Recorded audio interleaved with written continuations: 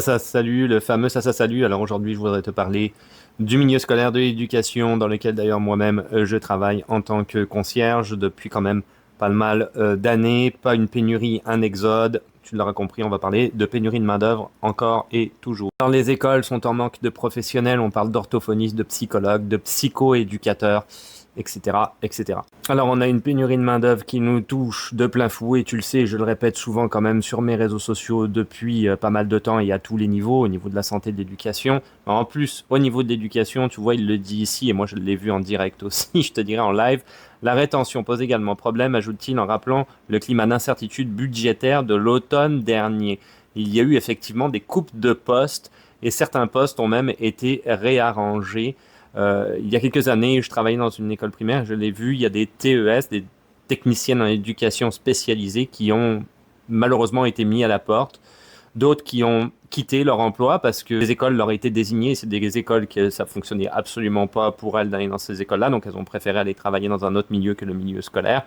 Bref, ça a été une catastrophe et on était en pénurie de main-d'œuvre et c'est là que le gouvernement avait décidé d'avoir ce genre de décision, ce qui est entièrement contre-productif d'un point de vue économique. On a perdu énormément de monde alors qu'on en avait besoin dans ces postes-là. On marche sur la tête, comme d'habitude. C'est d'ailleurs pour ça que dans l'article, il ne parle pas d'une pénurie, mais il parle bien davantage d'un exode, tu vois, comme il l'a indiqué ici, c'est-à-dire que les gens même ne restent même plus dans le milieu scolaire.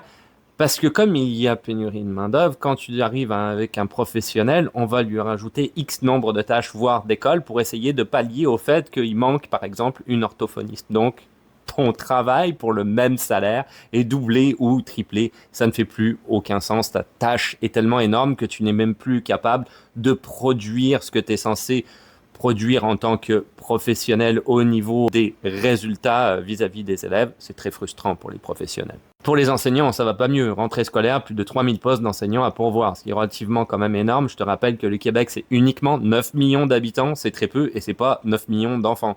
Donc, ce que je veux dire par là, c'est qu'il y en a quand même beaucoup des enfants, mais il n'y en a pas 9 millions. Enfin, t'as compris ce que je voulais dire. 3000 postes, c'est beaucoup. Et là, on parle uniquement de postes vacants. Mais il faut dire aussi qu'il y a des enseignants, tu vois, comme c'est écrit ici, non légalement qualifiés, qui sont en poste parce qu'il y a une grosse pénurie de main-d'œuvre. L'année dernière, on parlait de 8000 enseignants qui n'avaient pas d'autorisation d'enseignement. Là-dessus, tu rajoutes les 3000 enseignants manquants. C'est énorme. Tu l'auras compris, on n'a pas assez de professionnels, d'enseignants, etc. dans les écoles, si tu veux, pour pouvoir répondre à la tâche qui leur est attribuée.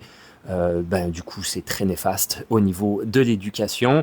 Ça se passe très mal et le système est engorgé. À plus.